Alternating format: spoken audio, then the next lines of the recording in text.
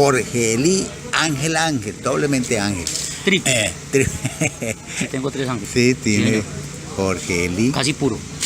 Casi puro. Sí, señor.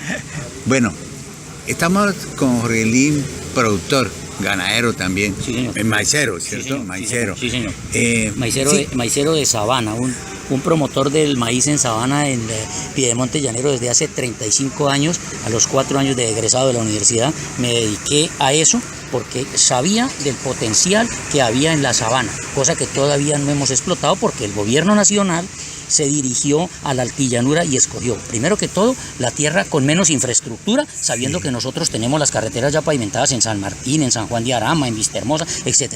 Y se fueron a montar unas empresas grandísimas con una gente muy poderosa y no le dieron los medios. En este momento ya hay empresas de esas saliéndose de la altillanura porque no tienen vías de penetración ni tienen absolutamente nada. Yo conozco la problemática. En cambio nosotros tenemos todo aquí y para nosotros no hay ni incentivos en la cal, ni hay ninguna protección en la venta, absolutamente nada. Y estamos con millones de hectáreas aquí. Oiga, qué bueno. Yo he venido diciendo eso. Esa sabana de San Juan de Arama, las mismas de San Martín, sí. Yo produzco 8.200 kilos. Hágame el favor. Y verdad, y la gente no hace cuenta de eso, que son por lo menos menos malas que las de la altillanura. Es que son buenas.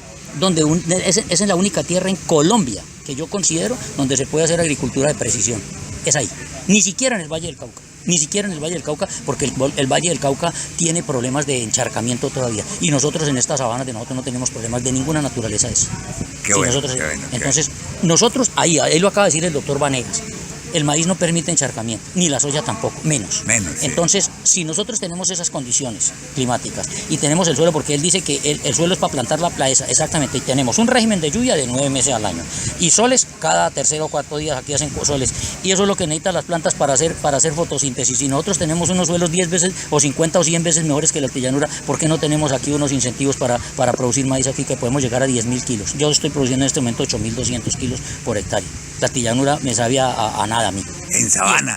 En San Martín, yo produzco en San Martín. Claro. Yo tengo una finca en el Ariari de 70 hectáreas y yo la riendo y no cultivo en el Ariari porque estoy absolutamente convencido de que es más fácil y más productiva de aquí a aquí. Y tengo en la mejor tierra del Ariari, que es en la Trocha 9, a 3.800 metros de la pavimentada, y me pasa el pavimento por al pie. Y sin embargo yo la riendo más bien que ponerme a explotarla.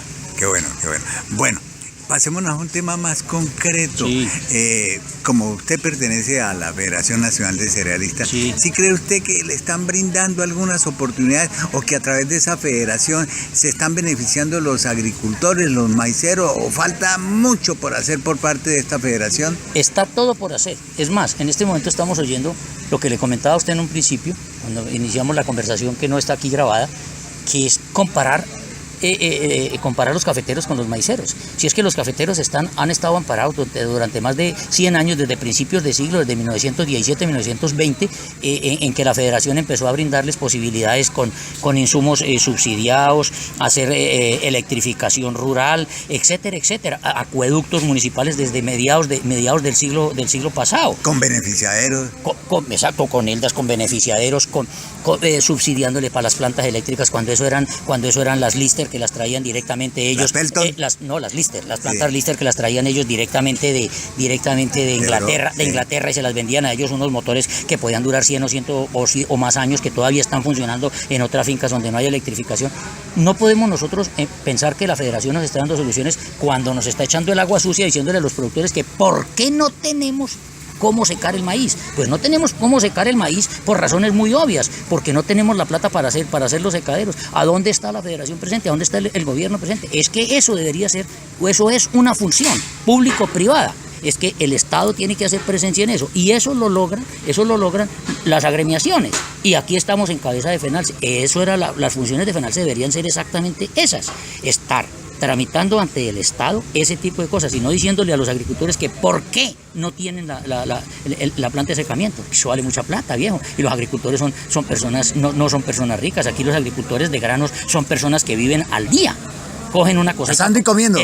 Exactamente, asando y comiendo, o volador hecho, volador quemado, como decimos los paisas, ¿sí me entiende? Sí. Entonces, ¿cómo es posible una cosa de esa? Yo no entiendo que las funciones de la federación sean esas. No peleamos por la calidad ni siquiera de las semillas. el alto costo de los abonos. Ahora, el blindaje que nos deben, por ejemplo, en el caso del maíz específicamente, el blindaje que se le deben dar a 1.500.000 toneladas, que es lo que producimos contra 6 millones de consumo.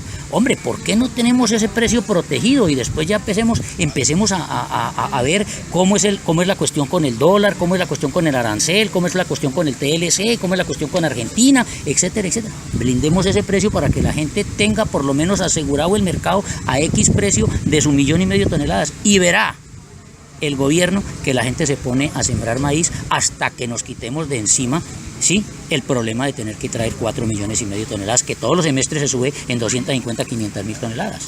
¿Y no será que FENALCE y en cabeza de Henry Vanegas Angarita pide, solicite, exige y el gobierno le dice mamola?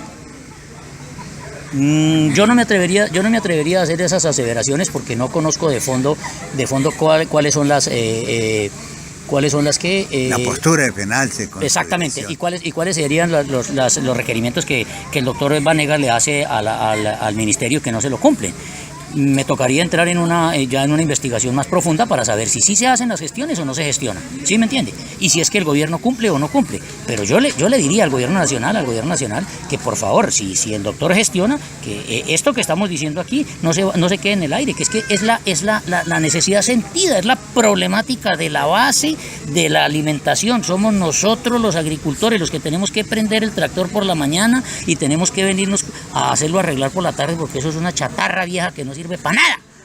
Eso es lo que yo trato de decir aquí, que es que eso somos nosotros los que estamos hablando. Yo que estoy hablando aquí porque yo represento otro gremio, como es la Asociación de Ganaderos de San Martín, soy el presidente hace 14 o 15 años. Yo sí defiendo mi gremio y lo tenemos andando más o menos en buenas condiciones. Y lo que nosotros pedimos, tratamos de que se cumpla, pero que llegue a los productores, que no sea manzanillismo para hablar solamente en las reuniones ni en esas cosas, sino que llegue a los productores.